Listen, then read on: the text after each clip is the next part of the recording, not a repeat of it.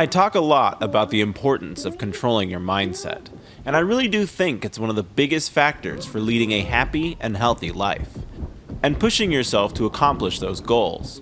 Picture this: Guy 1, Bucky, lives his life feeding off the hate of society.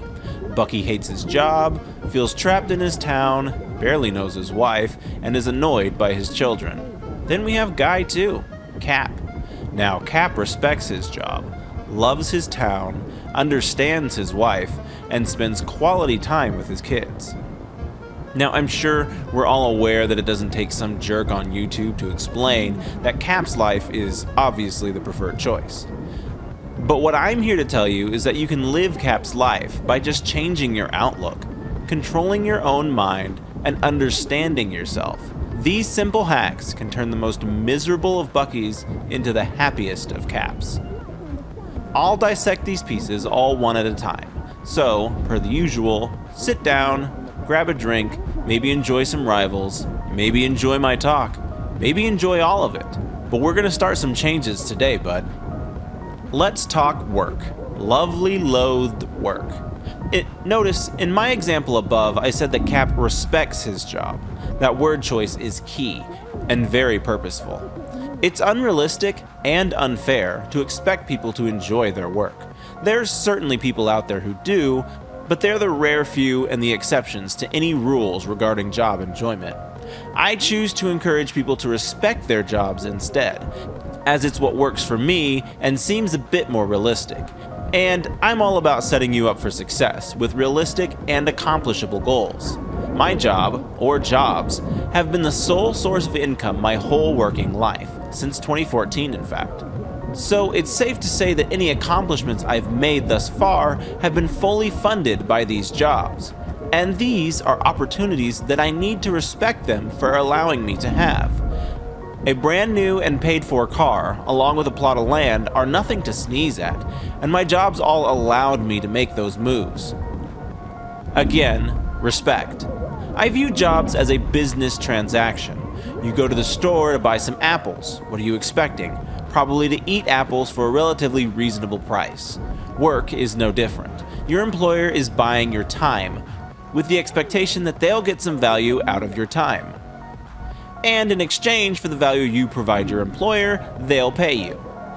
No, it'll never be as much as you want, maybe not even as much as you need, but they are still valuing your time. Respect that, and respect the opportunities that they provide you. You'll never get rich working for someone else, so that's an unfair knock to put against your employer. Making you wealthy was never part of the transaction, so get that out of your mind right here. It's a business transaction. It's a business transaction. Your employer will pay you X amount for the value that your time brings to the organization. If that's not enough for your lifestyle, then find another employer who will give you enough. Find a second job. Supplement your income through more creative means. Try negotiating a new salary with your current employer. Go for a promotion. Adjust things in your current lifestyle to make it more affordable, and so forth. There are so many ways to fix an inadequate income, but you must understand that in all those instances, the fix leans solely on you. No one's going to fix your life for you. So with that, we land with respecting our jobs for the opportunities that they can provide us. We're not dancing into work like some scene from a Disney film, but we're going to work, putting in a good effort and then going home, and not taking work home with us either. That's what it looks like to respect your job, and is a crucial step to controlling your mindset and setting yourself into a more successful life.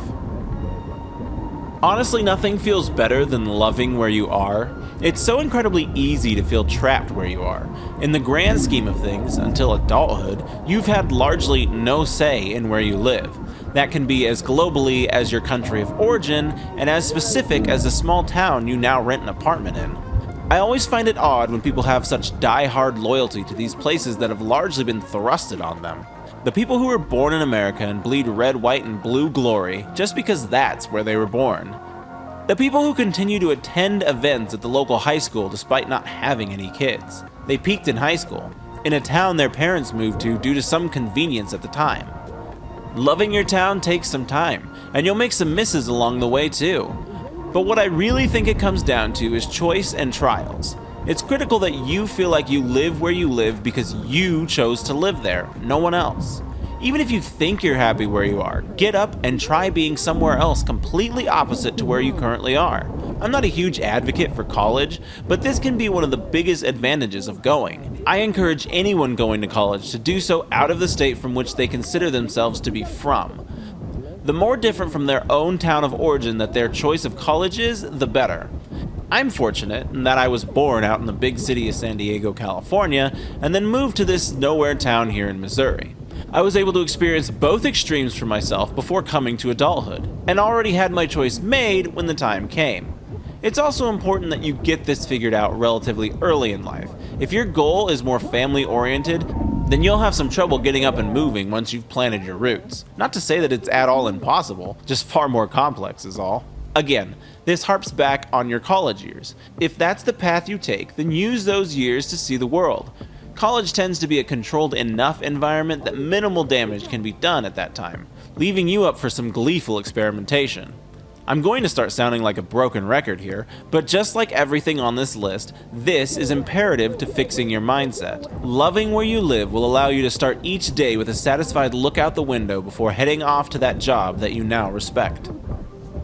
Next up is understanding your spouse, or life partner, or whomever you choose to share this life with. And I think that starts with understanding yourself.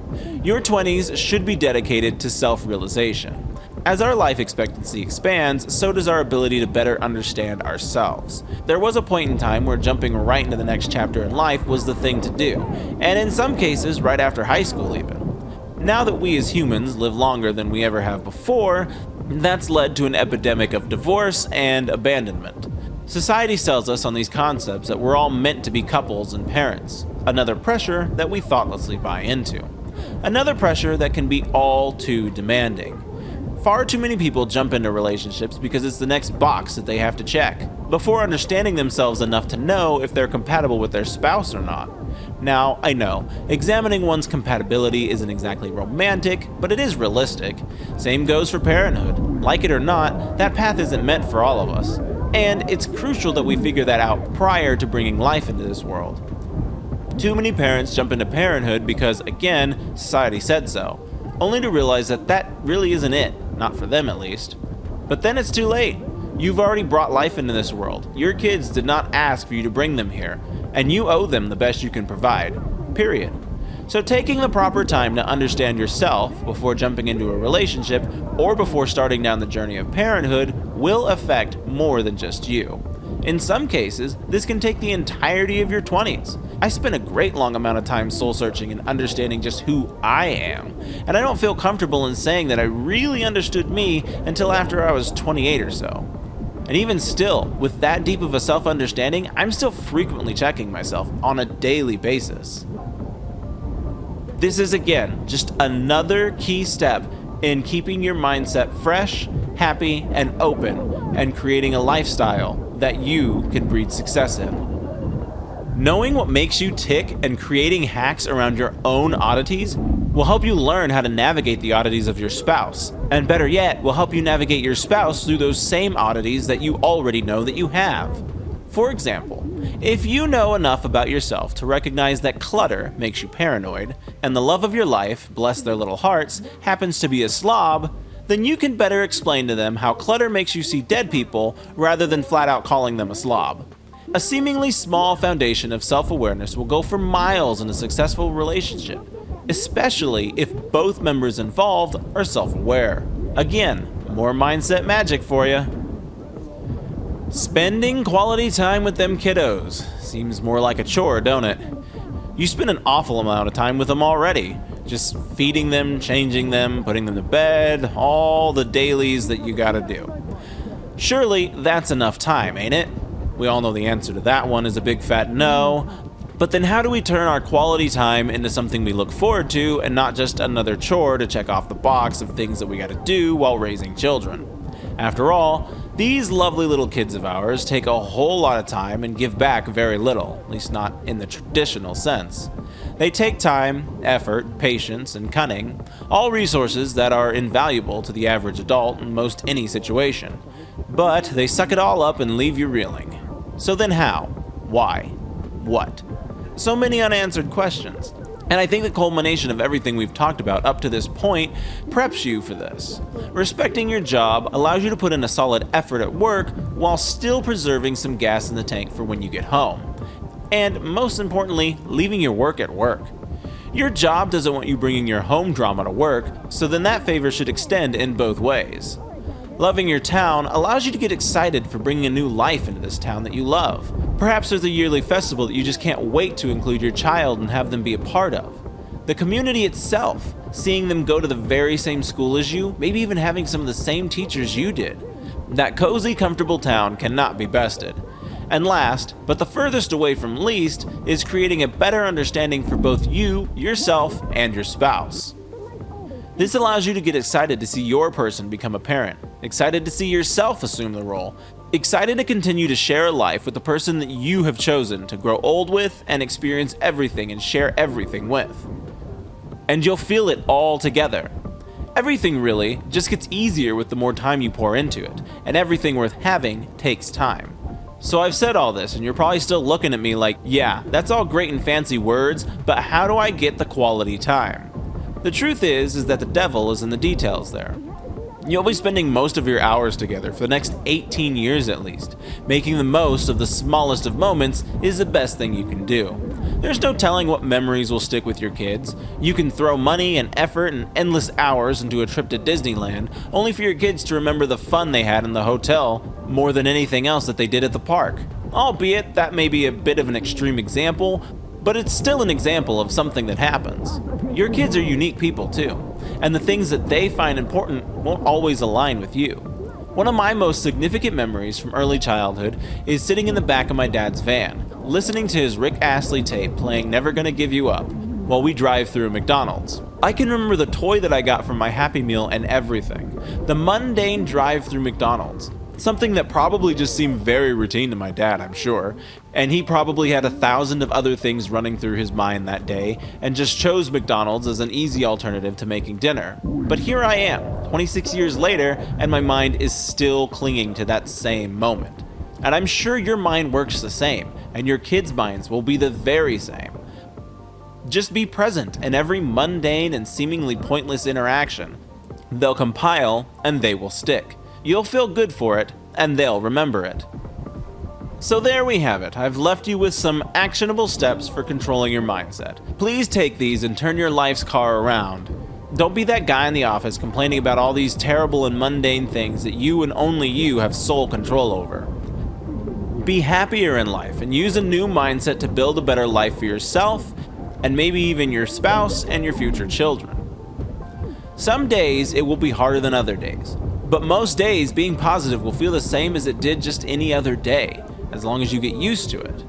Just don't forget, in order to respect your work, love your town, understand your spouse and yourself, and get that quality time in with the kids, all you have to do is stay in control of your mind.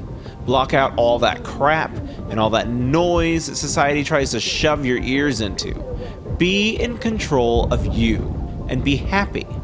Take these steps and this motivation and seize control of your own mind. Stop letting people or circumstances control you. Control your mind and control your life, bud. I write my own fiction novels and have my own animation here on YouTube. If you want to support me, I'd love for you to check those out. Links in the bio. Now, go out there and seize this life, bud.